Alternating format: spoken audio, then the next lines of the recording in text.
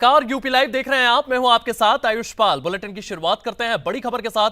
पंचायत चुनाव से पहले सीएम योगी का बड़ा फैसला सामने आया है। यूपी की 2 ग्राम पंचायतों के नाम सीएम योगी आदित्यनाथ की ओर से बदल दिए गए हैं। फिरोजाबाद के ग्राम उरमुरा किरार का नाम बदला गया है। हरिनगर से जाना जाएगा फिरोजाबाद का उरमुरा किरार। इसी के साथ साथ हरदोई की ग्राम पंचायत हाजीपुर का भी नाम बदला गया है। सियारामपुर के नाम से अब हाजीपुर जाना जाएगा। तो फिरोजाबाद के ग्राम उरमुर किरार का नाम बदला गया है। इसी के साथ हरिनगर से जाना जाएगा फिरोजाबाद का उरमुर किरार।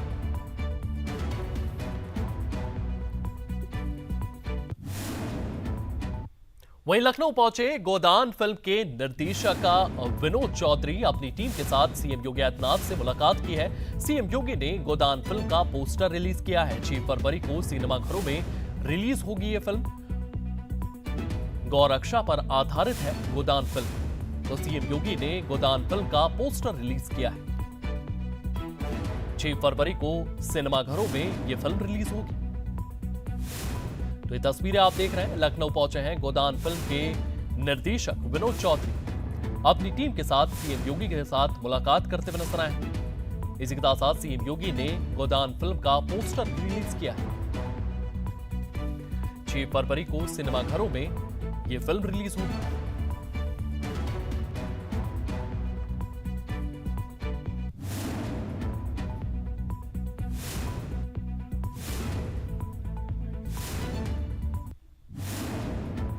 वहीं केंद्रीय वित्त मंत्री निर्मला सीतारमण 1 फरवरी को बजट पेश करने वाली हैं, जिसको लेकर के उत्तर प्रदेश की जनता भी बजट से कई उम्मीदें लगाई हुई है, इस पर नजर रखे हुए हैं और उन्हें ये आशा है कि पहले की बजट की तैयारियां इस बार के बजट में प्रदेश की जनता का खासा ध्यान रखा जाएगा और उनकी मांग को पूरा किया जाएगा।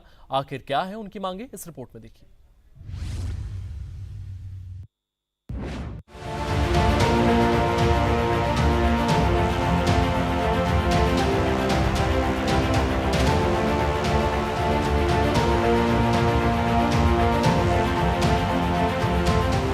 केंद्रीय वित्त मंत्री निर्मला सीतारमण 1 फरवरी यानी रविवार को बजट पेश करेंगी।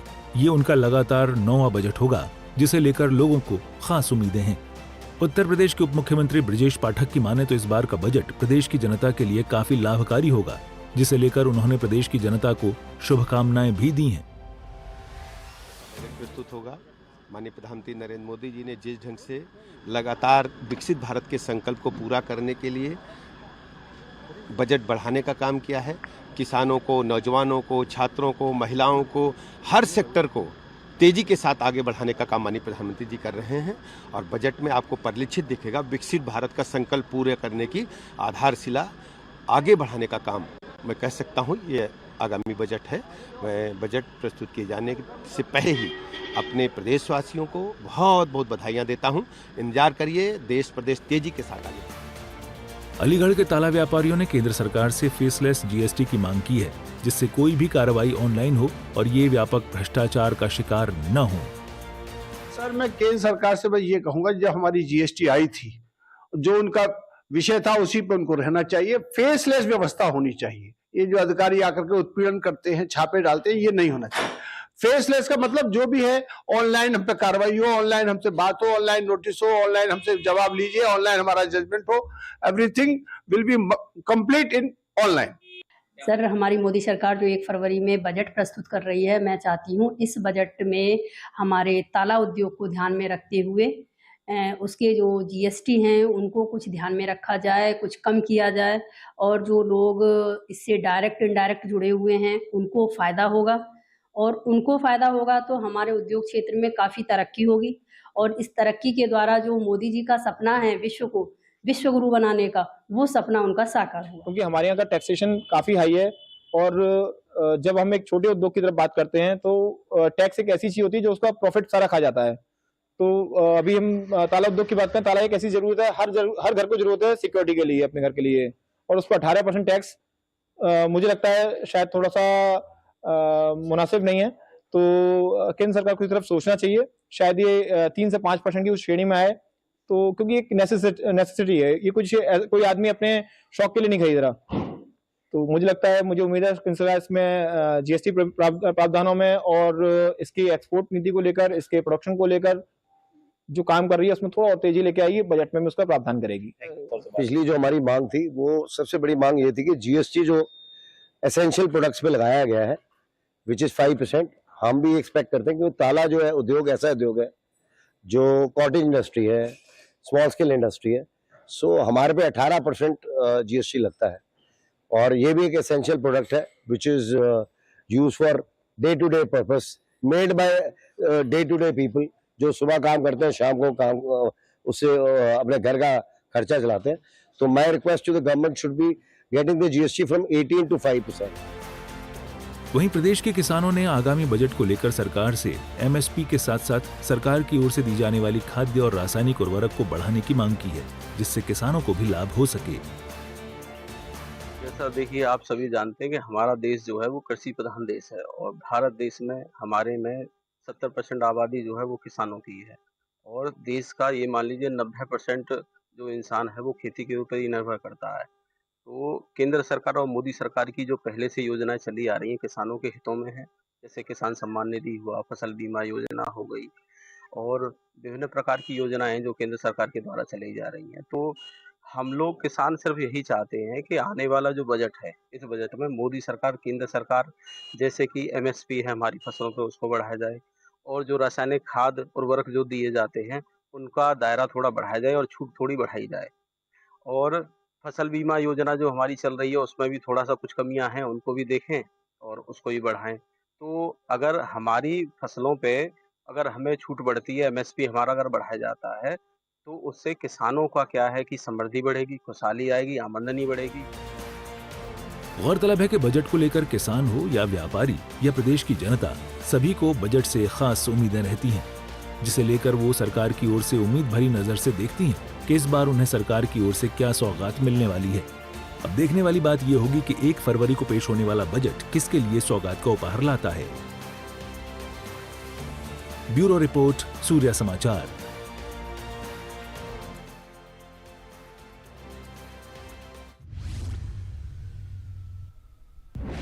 इसी बीच शाहजहांपुर से एक और बड़ी खबर सामने आई है, जहां पर कैबिनेट मंत्री सुरेश खन्ना का बड़ा बयान सामने आया है। बजट को लेकर के कैबिनेट मंत्री सुरेश खन्ना ने अपनी बात रखी है। बजट में रखा गया है सभी वर्गों का ध्यान, हम सभी की आकांक्षा और अपेक्षा को संतुलित करेंगे बजट। ये बड़ा बयान उनकी ओर से दिया गया है। तो शाहजहांपुर में कैबिनेट मंत्री सुरेश खन्ना का ये बड़ा बयान सामने आया है। उनकी ओर से क्या कुछ कहा गया है, ये भी सुनते हैं।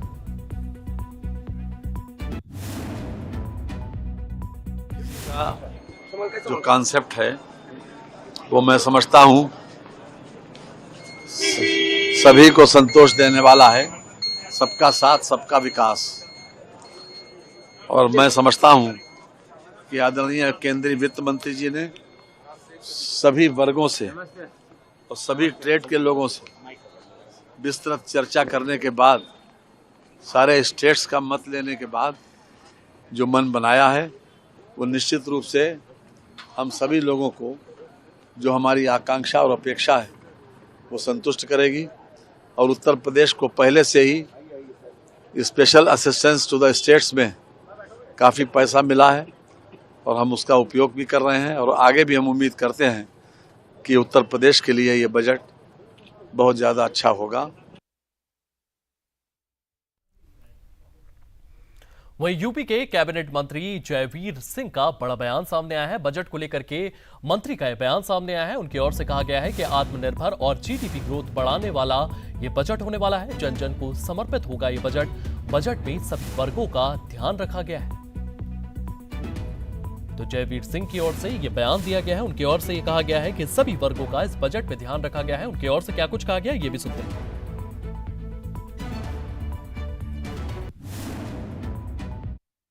बजट, आने वाला बजट पहला गौरवशाली क्षण है देश के। एक महिला वित्त मंत्री भारत सरकार की लगातार पिछले 9 साल से बजट का प्रस्तुतिकरण करने का काम कर रही हैं।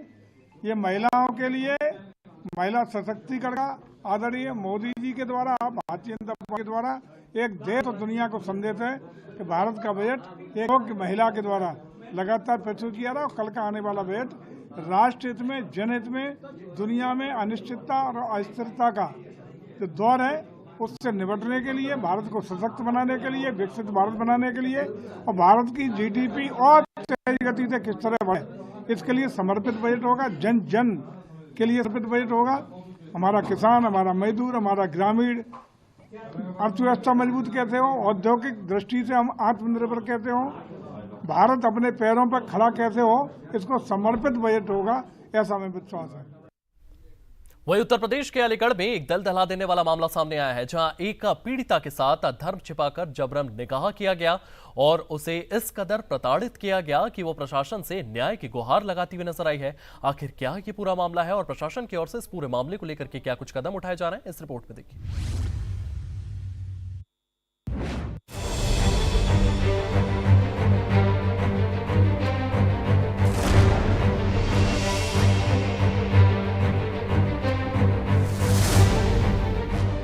उत्तर प्रदेश के अलीगढ़ से एक लव जिहाद का मामला सामने आया है, जहां एक महिला ने एक युवक पर पहचान छुपाकर दुष्कर्म, अश्लील वीडियो बनाकर ब्लैकमेल करने और जबरन धर्म परिवर्तन कराने का आरोप लगाया है और प्रशासन से न्याय की गुहार लगाई है, जिस बाबत पुलिस ने कार्रवाई करते हुए आरोपी युवक को गिरफ्तार कर लिया है।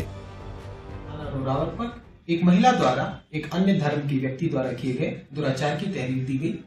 पुलिस द्वारा तत्काल मामले की गंभीरता पूर्वक संज्ञान में लेते हुए मुकदमा पंजीकृत कर अभियुक्त फिरोज पुत्र आस मोहम्मद निवासी तालसपुर को हिरासत में लिया गया है तथा फील्ड यूनिट द्वारा मौके से साक्ष्य संकलन की प्रक्रिया प्रचलित है।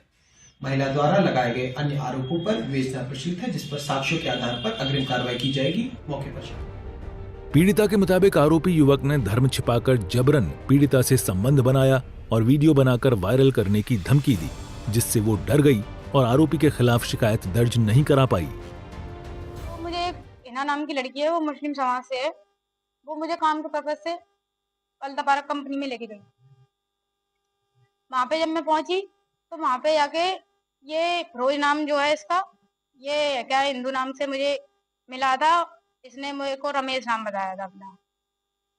जब रमेश नाम बताया तो वहां पे एक अल्तापारा के सामने ही एक मकान है, इसके फ्रेंड का है, वो फ्रेंड का है, किसका मुझे नहीं पता ये चीज।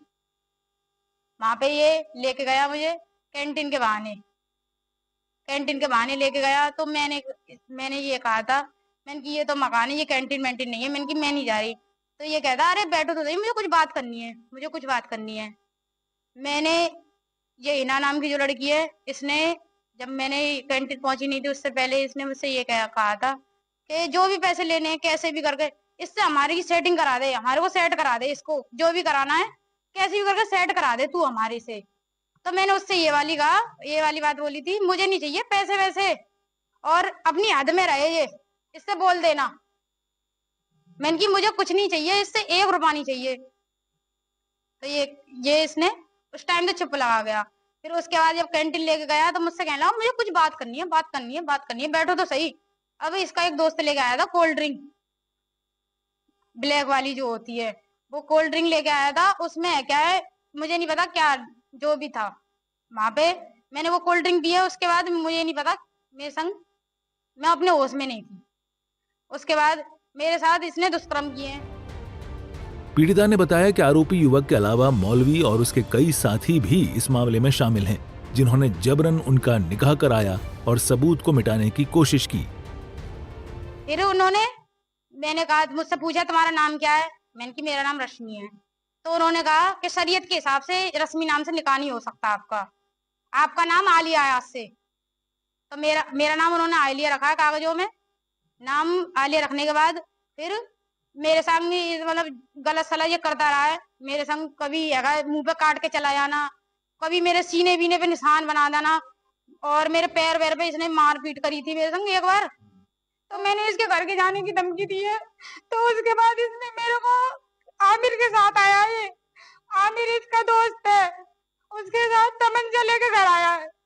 घर आने के बाद इसने फिर मुझसे कहा इस बच्चे को गिरा, गोली लेके आया अपने साथ, अवासन की जो टेबलेटें आती हैं, नहीं तो अभी तो ये मार दूंगा। तो मैंने की मार दे।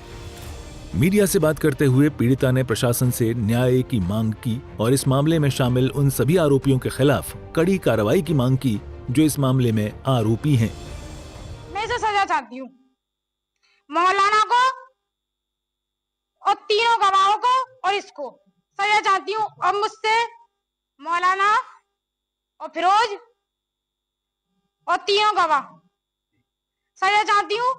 मेरे से पहले 3 लड़कियों का और हुआ है, मैं ये नहीं जानती वो मुस्लिम समाज से ही है, जहां से कि एक का नाम एक वहां की है बरेली की, इसकी इंक्वायरी की है अच्छे से अच्छी।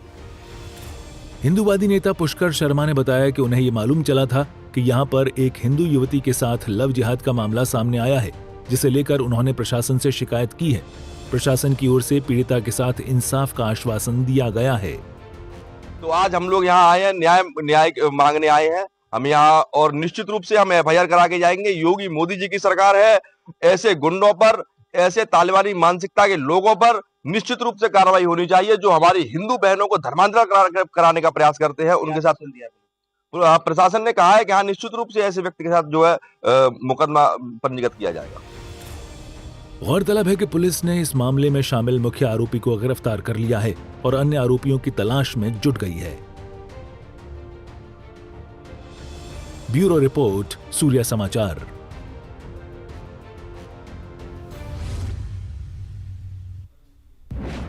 वहीं गाजियाबाद जिले की पुलिस कमिश्नरेट की स्वाट टीम ने अपराध शाखा ने एक संगठित ठगी गिरोह का भांडाफोड़ किया है, जो फर्जी डॉक्टर बनकर मेडिकल फार्मेसियों के आंख में धूल झोंकने का काम कर रहे थे। हालांकि पुलिस ने इस मामले में शामिल 4 आरोपियों को गिरफ्तार कर लिया है और बाकी अन्य की तलाश में जुट गई है। इसी को लेकर के ये रिपोर्ट देखिए।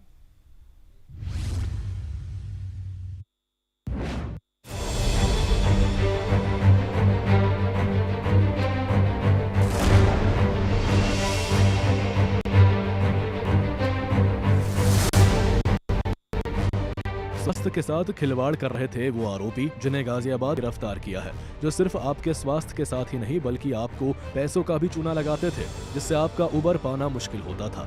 दरअसल गाजियाबाद पुलिस ने फर्जी डॉक्टर बनकर मेडिकल फार्मेसियों से ठगी करने वाले एक गिरोह का पर्दाफाश किया है। इस मामले में 4 आरोपियों को गिरफ्तार किया गया है। आरोप है कि ये लोग खुद को बड़े अस्पतालों का डॉक्टर या विभागाध्यक्ष बताकर महंगी दवाइयां मंगवाते और फर्जी चेक देकर फरार हो जाते थे। एडीसीपी क्राइम पीयूष सिंह ने बताया कि पुलिस कमिश्नरेट की स्वैट टीम और क्राइम ब्रांच ने गुप्त सूचना के आधार पर कार्रवाई करते हुए माल गोदाम रोड से 4 आरोपियों को गिरफ्तार किया है, जिसके पास से ठगी में इस्तेमाल किए गए कई मोबाइल फोन, बड़ी संख्या में सिम कार्ड और लाखों रुपए की महंगी दवाइयां बरामद हुई है। स्वैट टीम क्राइम ब्रांच के द्वारा एक गिरोह पकड़ा गया है। गिरोह के कुल 4 सदस्य पकड़े गए हैं।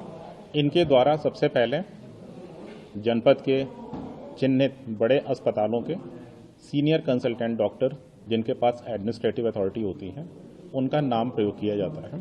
फिर फर्जी सिम पे, ये ट्रू कॉलर पे डॉक्टर की आईडी लगा के इंडिया मार्ट जैसी वेबसाइट से होलसेलर्स, मेडिकल फार्मा के जो होलसेलर्स हैं, उनका डिटेल लेके उनको डॉक्टर बन के कॉल किया जाता है और उन्हें बड़े दवाओं की सप्लाई के बड़े ऑर्डर दिए जाते हैं।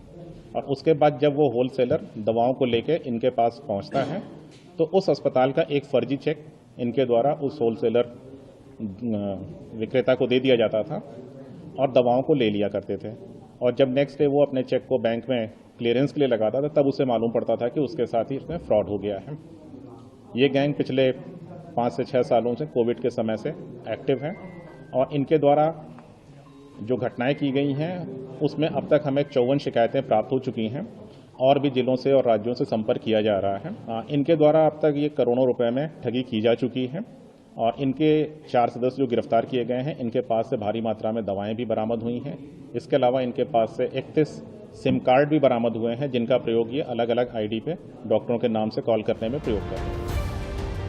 मीडिया से बात करते हुए एडीसीपी क्राइम ने बताया कि इस गैंग के जाल कई राज्यों में फैले हुए हैं। इसे लेकर आसपास के राज्यों में संपर्क किया जा रहा है, जिससे इसमें शामिल अन्य आरोपियों की भी गिरफ्तारी की जा सके। क्राइम ब्रांच से पूछताछ हुई है और जो शिकायतें हमें प्राप्त हुई हैं उसमें ये नेटवर्क पंजाब, हरियाणा, एनसीआर में, राजस्थान में, गुजरात आदि राज्यों में फैला हुआ है। चेक जो है इनको रोहतक का एक दीपक और मिट्टू करके व्यक्ति है, जो चेक और फर्जी सिम उपलब्ध कराता था।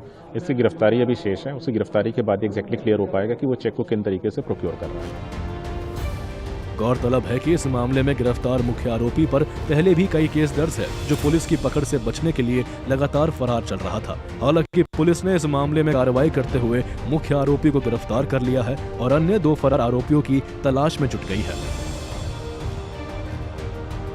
ब्यूरो रिपोर्ट, सूर्य समाचार।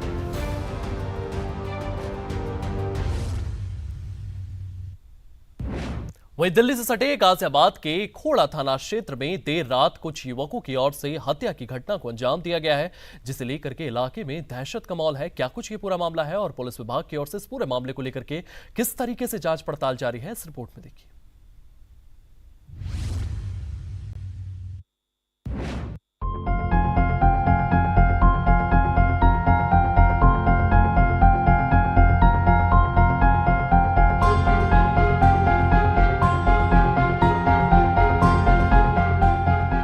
दिल्ली से सटे गाजियाबाद के खोड़ा थाना क्षेत्र में शुक्रवार देर रात उस समय सनसनी फैल गई जब एक ही परिवार के 2 युवकों की मौत खबर सामने आई।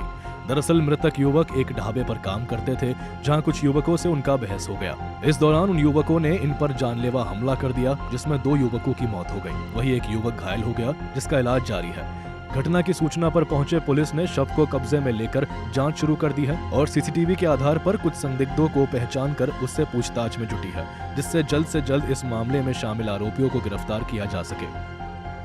112 के माध्यम से खोड़ा थाना पे एक सूचना प्राप्त हुई, जिसमें कुछ युवकों के बीच में विवाद होने की और मारपीट होने की सूचना थी। तुरंत ही स्थानीय पुलिस द्वारा घटनास्थल पर जाके जानकारी की गई तो कुल 3 व्यक्ति घायल थे, जिनको अस्पताल में शिफ्ट किया गया था। जानकारी करने के बाद पता चला कि 2 व्यक्तियों का उपचार के दौरान मृत्यु हो गया है और एक व्यक्ति जो घायल है वो खतरे से बाहर है। इस बारे में जो मृतक है उनको उनके परिवारजनों को सूचना दे दी गई है और उनसे तहरीर प्राप्त करके मुकदमा पंजीकृत किया जा रहा है। घटनास्थल के निरीक्षण के आधार पर कुछ संदिग्ध लोगों को चिन्हित किया गया है और कुछ लोगों को पूछताछ हेतु जो संदिग्ध है उनको हिरासत में लिया गया है।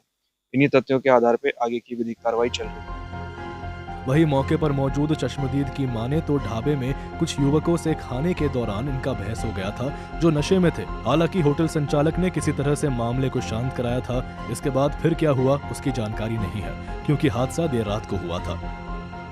रात को कुछ लड़के खाना खा रहे थे होटल के बाहर ई रिक्शा में बैठ के, और कुछ पैसे को खाना खाने के जो पैसे वैसे बने उनको लेके झगड़ा हुआ उनमें आपस में।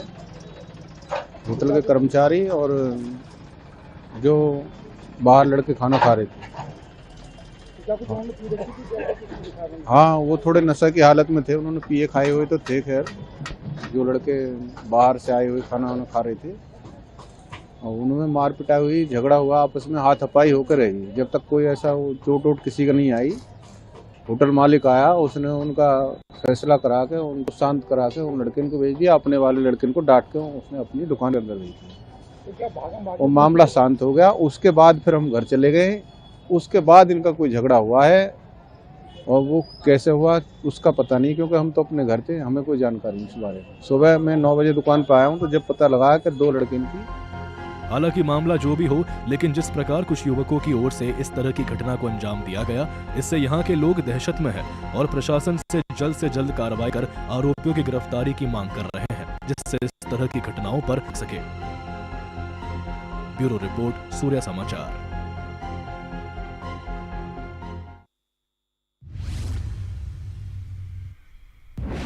चलिए फिलहाल यूपी लाइव में इतना ही। आप बने रहिए सूर्य समाचार के साथ।